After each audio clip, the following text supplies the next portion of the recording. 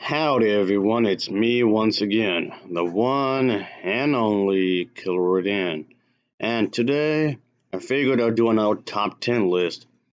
So, again, this is going to be a third video I'm doing in regards of this. When it comes to the most over-the-top, outlandish moments when it comes to cinematic history. Moments that come out straight out of nowhere, they have no bearing to the overall plot, if any at all. Even within its own context, it still manages to be over the top. And it could be in a serious movie, but have that one goofy moment, or in a funny movie, even the moment itself still doesn't quite add up. This could be from a good movie, a bad movie, or mediocre movie. It could be from any genre, from any director, from any company, from any country, or regardless of what type of movie. And this could be in no particular order either. It could be from a variety of different type movies, of course. Big budget or little budget, or somewhere in between. So, yeah, have a variety. So let's just jump into it, folks. This is the third time I'm doing this.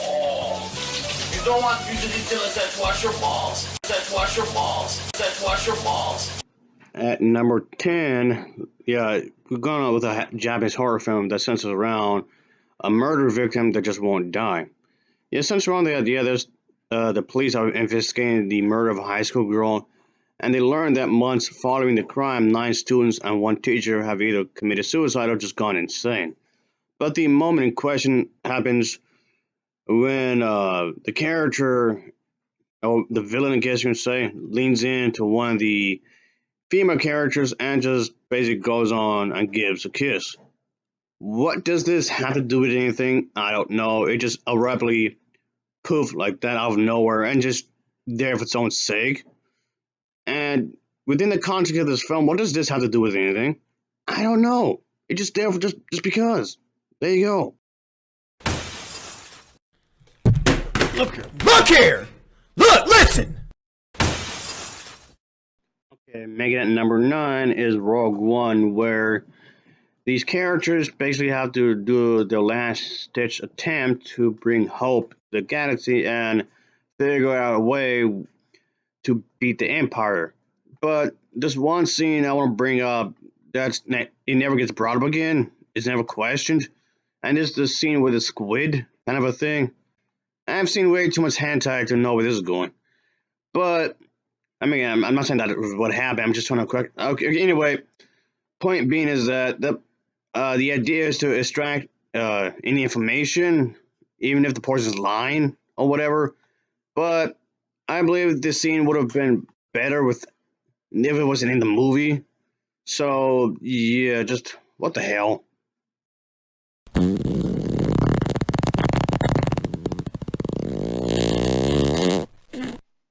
Making it number 8 is Star Wars Episode 1, The Phantom Menace.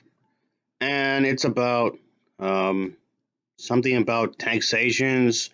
I don't know, to this very day, I still don't know what the plot is about of that movie, really. Okay, but I don't know, Jedi's doing something, I don't know. But the moment in question is when it's revealed that through little Anakin Skywalker about the Mordians, in the bloodstream or whatever, which was never explored ever again in the other movies, nor the sequel trilogy. I mean, hell, not even the movies are supposed to be taking place in between some of the movies. So, I don't know, what happened here? Metacornians or something?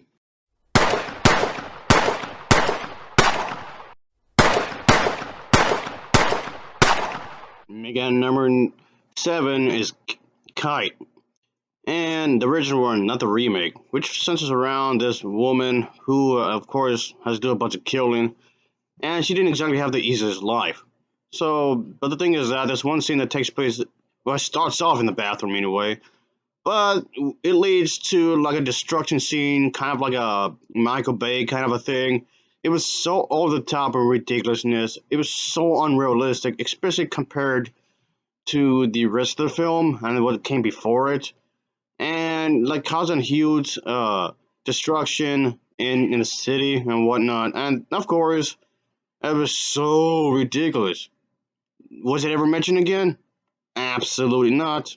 It was just a one-time thing, and that was it. Fuck you, bitch. Shut the fuck up, bitch. Back the fuck up. I'll knock the fuck out you. Damn, man. Hey. Terror of Mechagodzilla, the Japanese version, of course, makes it a number 6, which centers around the idea that there's this dude that falls in love with the cyborg lady, and of course that brings a whole lot of drama in its own.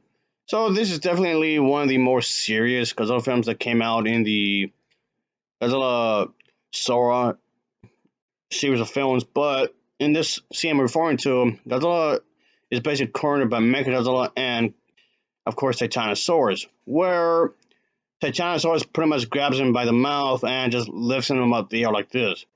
It's a lot goofy when you think about it, and how is he even able to do this? Of course, that easily. It's never brought up again, and it's never mentioned or even explained in any shape or form. So, what?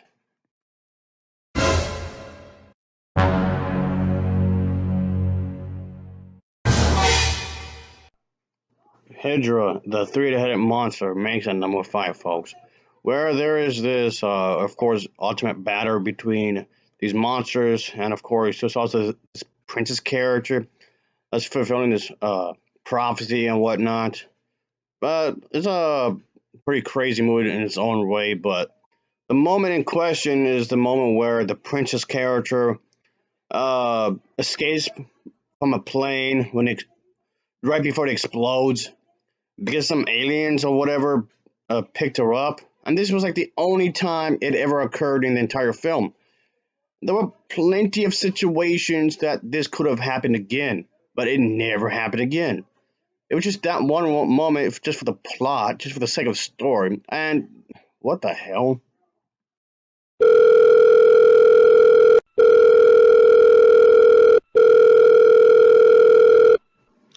Mega number 4 is Godzilla vs. Mechagodzilla, which is about this robot being unleashed onto the world, and of course Godzilla and King Caesar has to stop him. And there was this whole bit with like a James Bond kind of a thing going on, and that's pretty cool and all. But the thing that's having me puzzled, and one of the aliens turns out to be like a Planet of the Apes kind of a thing. The first time this was discovered when he was trying to steal the statue of King Caesar, and this was like the only time it has occurred in the grand scheme of the series.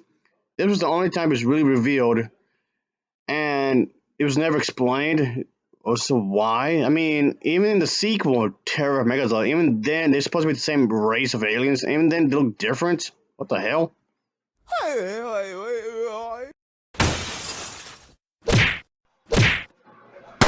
Making it number 3 is Rise of Skywalker. Well, our heroes here basically have to defeat the villain as the final order because they're getting really tough. So it proved to be tougher than expected, of course. But at least a small fraction of it, trying to do the best or whatever. But the questionable moment comes in when it was like on a whim where Kylo Ren and Rey just kissed out of blue. And what the hell? There was no build up, nothing. It was just. I mean, you could say it was because of the thrill in the moment of whatever and whatnot. I mean, you could always argue that maybe she was attracted to him the entire time, but this was never explored. This was never explored before, and after this, it was never brought up again either. So, what? What the? He's a murderer too.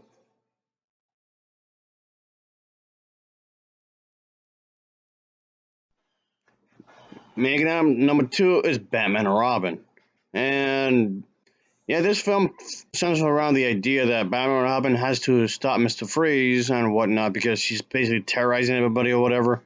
But the moment I want to talk about is that I'm pretty sure a lot of you remember those old classic Christmas clay animation films. They have the musicals and whatnot. At least a good chunk of them, anyway. There's actually a moment in the film where Freeze actually has his crew, his I guess his team or whatever, sing along with him. What's the entire purpose of this scene? I do not know. It's completely random and it's never mentioned again. And what? This makes absolutely no sense whatsoever at all. All right, before I get to number 1 here, folks, I want to bring a few more. more what the fuck moments in cinematic history, I guess. So here we go, I guess. Here we go. Oh boy, because what the hell, people? Again, in Star Wars Rise, yeah, the Rise of the Skywalker. In this one, there's one scene that was bugged me. And he say they can't fly now? Okay, that was always a thing, you know. In every fraction. Anyway, and then in Godzilla versus the Smog Monster, or Godzilla versus Hedra. In this film, he actually pushed these things, like eggs or whatever, out of the monster's body. What the hell? Anyway, and then in Matrix Reloaded, there was, uh, I guess you can say, a sex scene that appeared out of nowhere.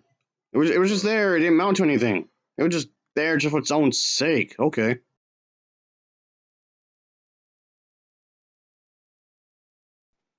Ebra Horror of the Deep. So yeah, this one again is about this terrorist organization doing bad stuff, of course. And Godzilla comes around and just pretty much fucks everything up when it comes to their planning. But the moment I find kind of odd is when that one scene where Godzilla himself basically wants to protect this woman right here. This is very much like King Kong, someone would do. And he wants to protect this woman for what reason exactly? This is right. I don't get it. Innocent bystander, but uh, he didn't defend men before. But since when he gave a shit? I mean, granted, he would only attack people that bother him, sure, but it just seems out his way to just. I don't know. That moment just bogs my mind. Like whatever. I don't know. But yeah, that'll be it, folks. There's still other moments I would like to bring up. You know, when it comes to this kind of a thing. There's still plenty of other moments, but I feel like this video has gone long enough. Though, looking back, like I said a few moments ago, is that this is my third video. Oh, my second top 10, and I did like a top 5 before this. Come to think, I kind of felt like maybe I should have put these videos together. I maybe could have done like a top 50 what the fuck moments in cinematic history. I kind of felt like maybe I should have done like a top 50. But I guess it's fine, whatever. So I just want to do something, you know, that's really outrageous. Even within the context of the film, uh, it still seems like it boggles my mind as to why some moments like this would exist and whatnot. And it could be in an animated movie, it could be in a live action movie, or a combination of the two, or whatever it may be. So you know, stuff like this is just I wanna bring up. This, like I said, there's plenty of other moments I would like to talk about. There's plenty more. But I guess I could always save those for later, I suppose, because like I said, I feel like this video has gone long enough. So, it's just something I can notice when it comes to certain movies, of course, regardless of where they came from, regardless who directed it, of course. They can be bad movies, they can be good movies, or like I was saying, or even mediocre movies. Just just those types of moments. Uh, just want to question certain things about the movie itself. I just don't want anybody to think that I'm just going to go after just bad movies. I mean, there's a lot of bad movies that have moments like this too, sure. But I just want to have variety, I guess you can say. Lots of variety, I guess you can say. Just like over the top moments, over the top ridiculous moments to be more specific, I guess. I mean, you can have something not make sense and not be over the top. That is possible. But I just want to bring up stuff that's really outrageous, really over the top, really ridiculous, really absurd. Whether it just comes off a lot of this, it just seems unintentional. But yeah, you think when it comes to, especially when it comes to the big budget movies, you think the script writing would be tighter, I guess. And I mean, I'm not saying that B movies aren't professional because there's plenty of B movies out there that are professional. Which just boggles the question. It just boggles my mind even further. But you think they would be more careful with the script? I guess you can say. Let me just wrap things up. I'm just rambling on here. Just ramble. I'm just trying to just question how do these moments slip in to the final product. You think whether it's an A-listed movie or a B movie, you think the people behind the production would have been more tighter on the script so that these kinds of moments won't be slipping into the the final shooting script. The shooting script means that it's it's the final version of the script that they're going to be filming with. Scripts themselves good scripts anyway. I guess even if it's a bad script, even if it's unintentionally bad, I guess, or unintentionally mediocre. Point being is that scripts will go through mini revisions, and yeah, of course, if they're trying to make something halfway decent, of course you have to rewrite the script multiple times. A lot of people are under the impression that okay, that your first script is your final script. That's not the case. All right, I'm going on a different thing here, but point being is like, how do these things happen? How this confuses me. Ah. Anyway, that'll be it, folks. They're just I don't know what the hell, what the hell, what the hell, what the hell, people. I don't know anymore. Whatever. All right, folks. Thanks for watching and take care.